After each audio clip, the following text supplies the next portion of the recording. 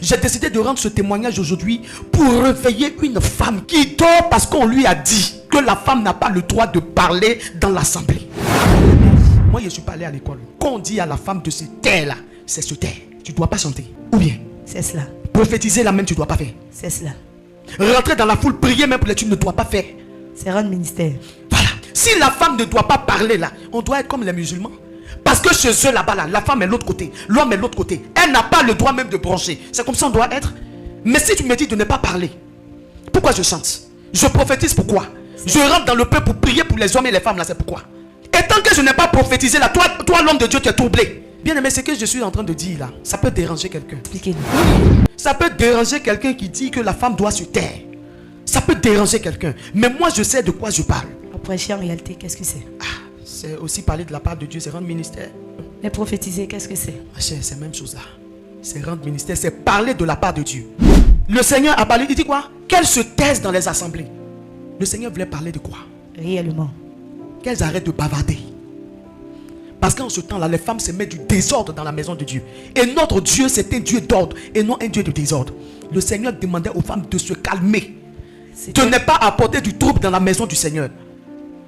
Et d'autres personnes ont pris ce passage pour interpréter ça autrement. Et je te dis, ma soeur, sur la bouche des servantes de Dieu. Et j'étais comme ces femmes-là. J'étais dans ce genre d'assemblée, mais j'étais en train de mourir. Comme une femme qui me suit ici est en train de mourir. Tu m'as appelé à parler de ta part. À parler, que ce soit aux femmes, que ce soit aux hommes, que ce soit aux enfants, mais à prêcher ta parole. Tu me l'as dit dans le livre de Joël. Dans les derniers temps, tu vas répandre ton esprit. Voilà. Maintenant, ton esprit qui est en moi, là, c'est pour faire quoi? C'est pour m'asseoir à la maison pour donner à tête au bébé. C'est pour faire à manger à mon mari. Bon, je comprends pas. Uniquement que ça?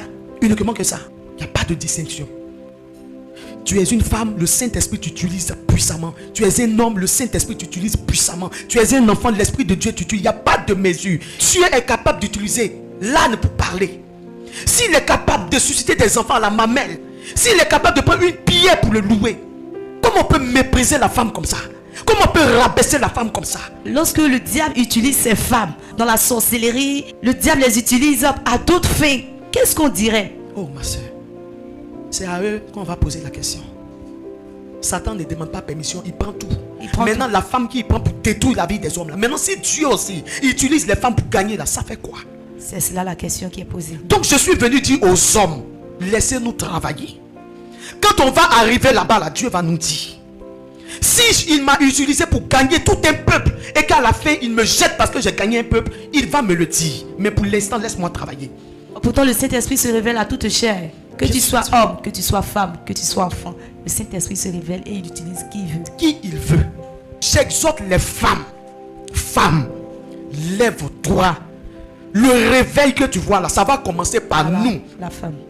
Si toi tu dors, non mon mari, je vais m'instruire auprès de mon mari. Ton mari il est sous là, il est encore à la maison. Il ne connaît pas encore Jésus. Ta famille, ta région, ton pays a besoin de toi, femme. A besoin de toi, tu fais quoi? Ton mari n'a pas encore Christ. Donc tant qu'il ne t'a pas instruit, donc tu es là. Franchement, l'Esprit de Dieu parle à une femme. Toi qui dors, réveille-toi comme Ésaïe 60 le dit. Ta lumière arrive. Dieu veut aussi t'utiliser pour gagner. Bien-aimé, comme je l'ai dit, nous sommes à la fin des temps. Nous ne sommes plus autant. Toi a dit, moi a dit, femme ne doit pas faire ça. Femme. Quand le diable utilise les femmes dans la prostitution, vous ne parlez pas. C'est ça là que vous voulez? Mais si Dieu utilise une femme pour gagner des âmes, et ça, non, elle n'a pas le droit de le faire. Pourquoi? Moi, je vais continuer de prêcher la parole du Seigneur. Tant que les âmes sont gagnées, allez, à nous aller. On s'en va. En réalité, lorsque vous êtes venus aussi pour votre délivrance, comment ça se faisait?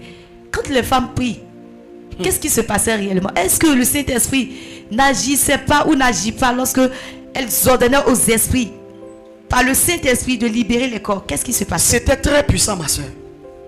Quand elle ordonne au nom de Jésus, l'Esprit de Dieu fait. Il ne dit pas que comme c'est une femme qui est là, je ne fais pas. Et d'autres disent non, Dieu va t'utiliser comme ça, mais c'est quand tu vas mourir là, toi tu penses que Dieu là, tes pensées là sont les pensées de Dieu. Tu te trompes. Voilà, tu vas rendre compte à Dieu. Tu vas rendre compte à Dieu. Tous ces dons qu'il a déposés en toi, qu'est-ce que tu as fait de ça? Ou qu'est-ce que tu fais de ça? Tu prends ces dons là pour donner à tête au bébé. Tu prends ces dons là pour manger et t'asseoir, grossir dans la maison. Tu fais quoi de ce don que Dieu t'a donné? Les âmes se meurent. Et les âmes se meurent. Tu as quitté ton poste. Dieu a dit à Habakkuk, sois à ton poste. Où es-tu, femme? Où es-tu, femme? De là où tu es, le témoignage là te trouve depuis ta position. Où es-tu, femme? Nous sommes à la fin des temps. Dans le livre de Joël, le Seigneur a dit qu'à la fin des temps, il va répandre son esprit sur les hommes. Non. Sur toute chair. Je suis pas allé à l'école, je signale encore.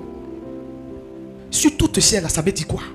Maintenant, le Saint-Esprit que j'ai reçu là, c'est pour faire quoi? Moi, je veux qu'on m'explique ça.